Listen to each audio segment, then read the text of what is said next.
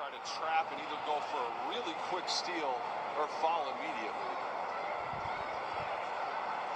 3-point difference. Let's take a look at Cherry, #1 seed in the A semis today. This was against the Nevis Tigers. This was an awesome game, too. And Nevis played outstanding. They had the lead. It was back and forth again. Nevis had some great big guys. One of them had 39. Vessel, I think it was, had 39 in that game today. And there's Osama, Noah right there. There's Noah again. He's going to play baseball at the University of Minnesota, and still a junior, though. And then Sundqvist was remarkable, and he ended up joining us after the game to talk about the Cherry victory. And another game that just flowed. It was so well played. Here, you can see the situation. 3-point spread, 9.9. Winner plays tomorrow at 11. At 5, rather. Inbound pass, timeout is called. But before the ref saw the timeout, he did see a foul on Zeke Austin.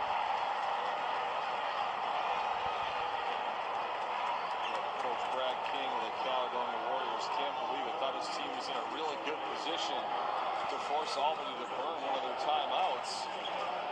Instead, Zeke Austin shoots at 77% on the year. Goes to the line again.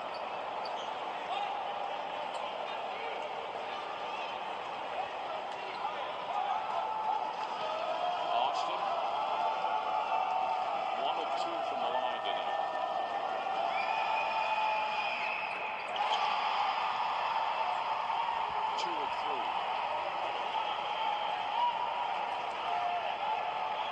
Clear out, he said.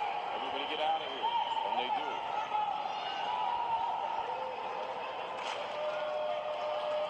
Trying to make it a 5-point difference.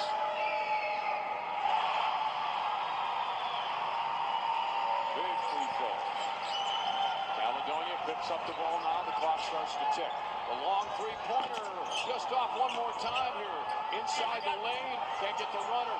Ball tipped around. That's going to be it. Albany back in the state title game in a hard-fought battle against the great Caledonia Warrior team.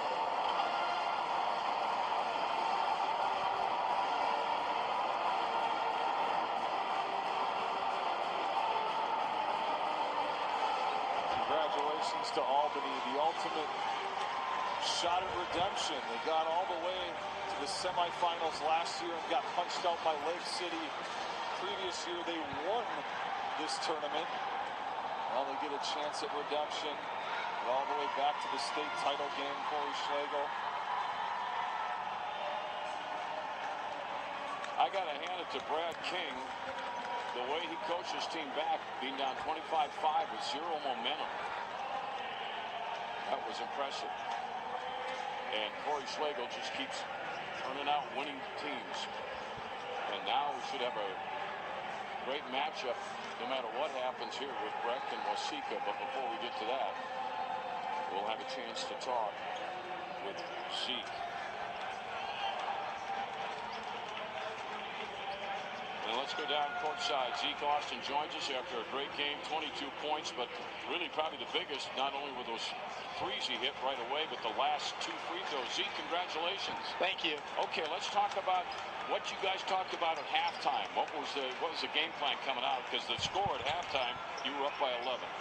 The biggest thing for us was rebounding and then detaining number 5 on the threes, which we didn't do a great job, but we ended up winning. So the biggest thing was defense and rebounding, pretty much.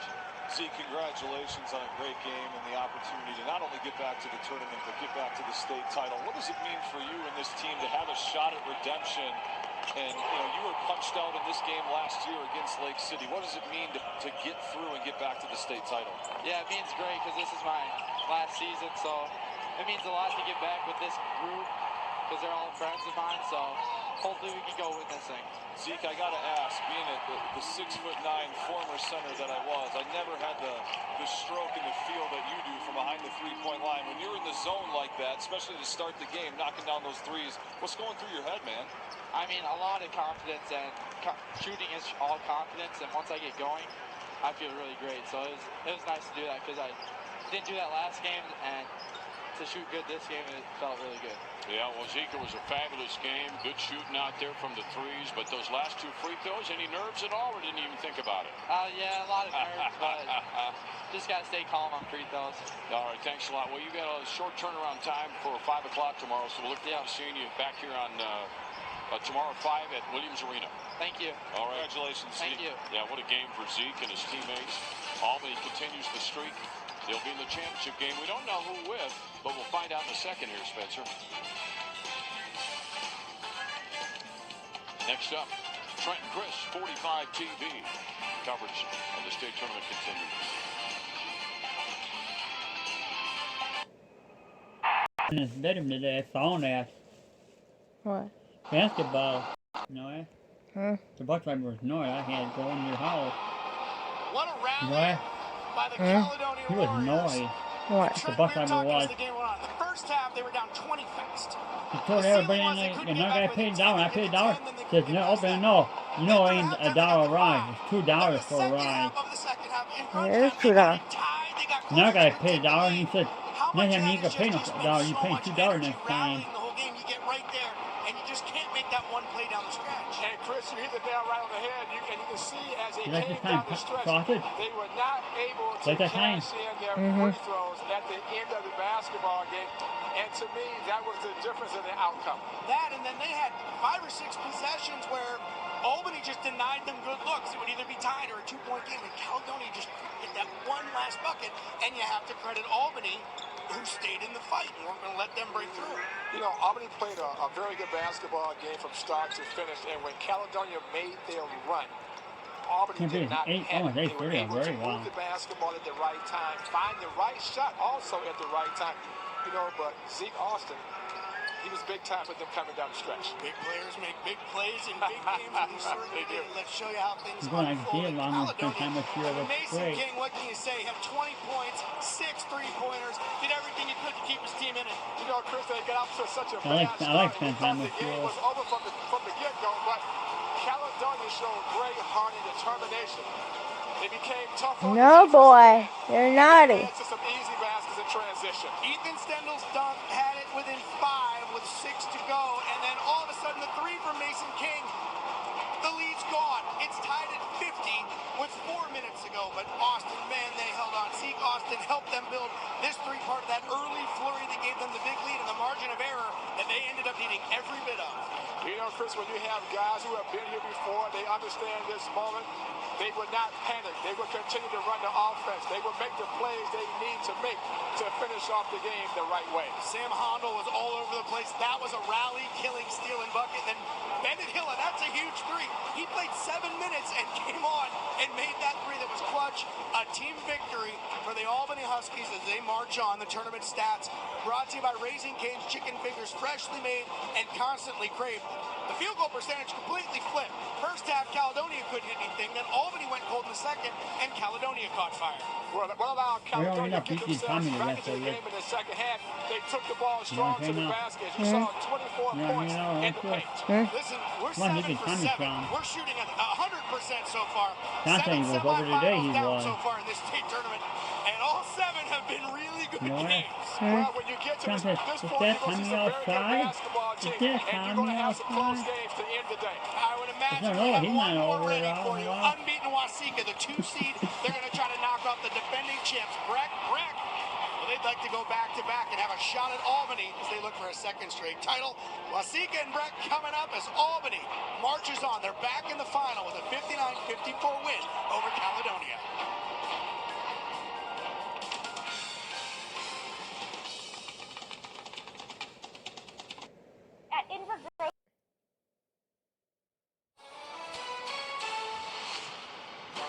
Hi, basketball fans, I'm Kevin Dorn with the 45 TV News Update. Here is what's making headlines around Minnesota tonight.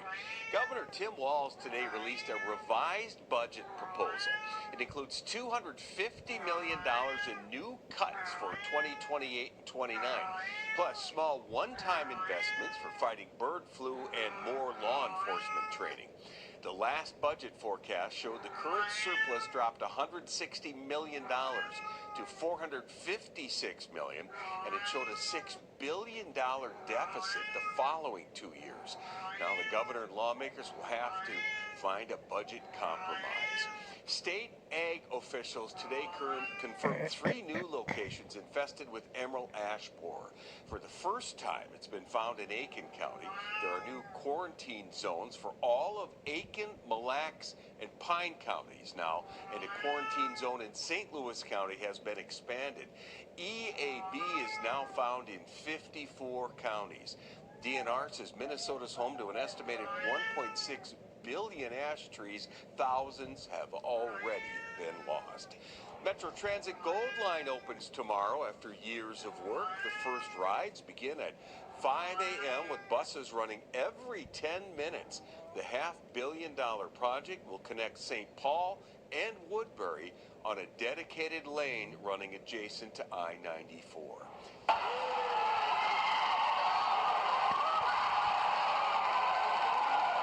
Yep, that's the sound of happy medical students at the University of Minnesota today as they found out where they'll be heading to practice medicine. The annual Match Day celebration has students open their residency placements together after they all interviewed and ranked their top locations. 217 U of M medical students matched with residency programs across the U.S. Now here's Chris Reese with a look at your weekend forecast. Chris. Kevin, temperatures are falling tonight. We'll be into the 30s by 10 o'clock, and that's low 30s. Then it's the teens by the time a lot of us wake up tomorrow morning. But Saturday, it's the pick day of the weekend. Plenty of sunshine, average temperatures. And then on Sunday, things begin to change. A new system comes our way, and I'm tracking rain and snow across southern Minnesota, northern Minnesota. This could be all snow and accumulating snow as well. In fact, winter storm watches are in effect from 11 o'clock at night Saturday through 1 in the morning on Monday. So let's talk about it. That next system is developing right now, coming ashore across the Pacific Northwest. Eventually, that moves towards us. In the meantime, look for temperatures cooling down to 18 here in the metro overnight tonight.